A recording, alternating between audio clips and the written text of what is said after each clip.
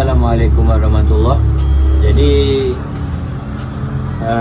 saya akan menerangkan serba sedikit tentang latar belakang pengurusan harta pusaka dalam pelaksanaan hak harta peninggalan. Okey, pertama, Allah Subhanahu Wa Taala telah menentukan hukum dan cara pembahagian harta dalam harta peninggalan di kalangan ahli warisi mati dengan tujuan memberi keadilan kepada semua peringkat dan mengelakkan pergaduhan di kalangan mereka. Islam amat mengambil berat tentang pembahagian harta peninggalan si mati dengan menentukan beberapa perkara yang berkaitan dengannya. Perkara-perkara tersebut penting untuk diketahui untuk menjaga harta peninggalan si mati daripada berlaku sebarang penyelewengan dan pembahagiannya kepada waris-waris.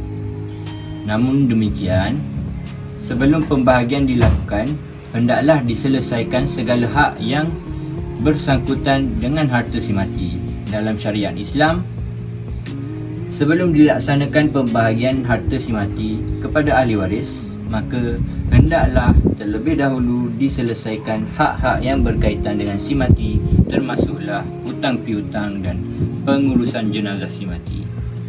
Assalamualaikum warahmatullahi wabarakatuh. Justru saya akan menerangkan tentang contoh pengiraan hak harta peninggalan terhadap hak waris utama. Jadi kategori waris ini terbahagi kepada 3 kumpulan, iaitu yang pertama waris utama, yang kedua kumpulan kedua di bawah waris gantian, yang ketiga di bawah waris sisian. Jadi untuk waris utama ini adalah mereka yang terdiri daripada waris yang paling rapat ataupun akrab dengan arwah ataupun si mati, dan mereka ini tidak terhalang daripada untuk mewarisi harta pusaka si mati. Jadi mereka ini terdiri daripada 6 orang di kalangan ahli waris utama. Yang pertama, bapa kepada si mati, yang kedua ibu kepada si mati, yang ketiga suami kepada si mati, yang keempat isteri kepada si mati, yang kelima anak lelaki kepada si mati, dan yang keenam ialah anak perempuan kepada si mati. Jadi dalam kumpulan waris utama ini dia ada 2 orang ahli yang menjadi stopper ataupun kita panggil sebagai penghalang kepada ahli-ahli keluarga si mati yang lain. Contohnya seperti adik-beradik si mati daripada mewarisi harta pusaka si mati ini. 2 orang ahli ini ialah bapa kepada si mati dan juga anak lelaki kepada si mati.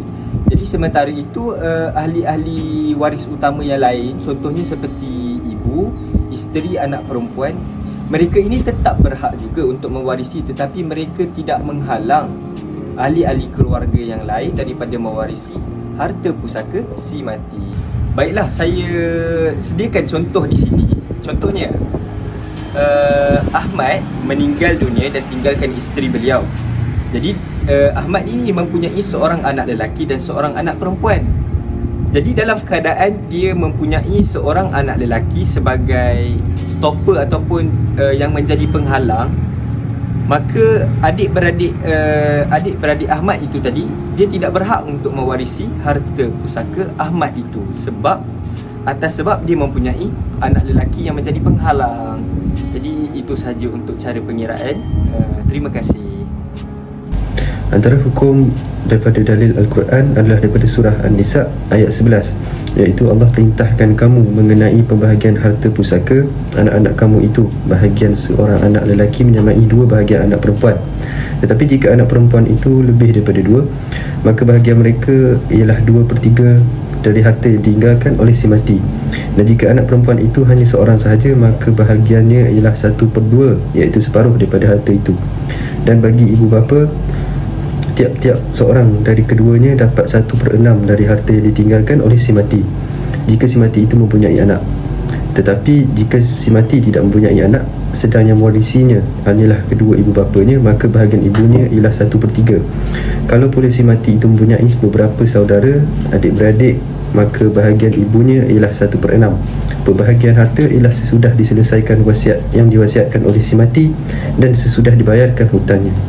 Seterusnya juga sambungan hukum tersebut disebutkan pada ayat ke-12 surah An-Nisa, iaitu dan bagi kamu, iaitu suami, 1/2 separuh daripada harta yang ditinggalkan oleh isteri-isteri kamu jika mereka tidak mempunyai anak. Tetapi jika mereka isteri mempunyai anak, maka kamu peroleh 1/4 dari harta yang mereka tinggalkan sesudah ditunaikan wasiat yang mereka wasiatkan dan sesudah dibayarkan hutangnya. Dan bagi mereka isteri pula 1/4 dari harta yang kamu tinggalkan jika kamu tidak mempunyai anak.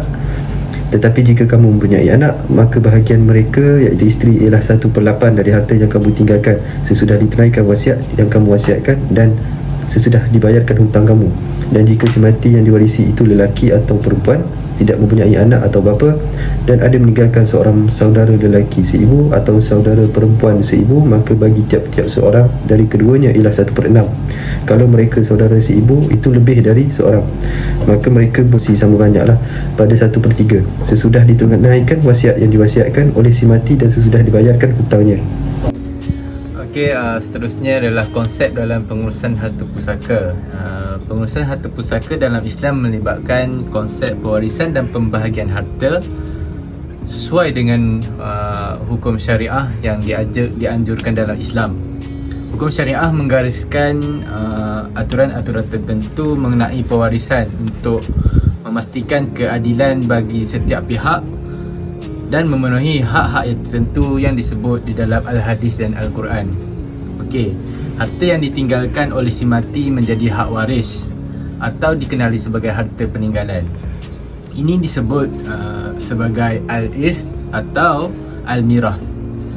Hak ini akan dibahagi antara waris menggunakan kaedah sama ada al-faraid atau melalui kesepakatan waris.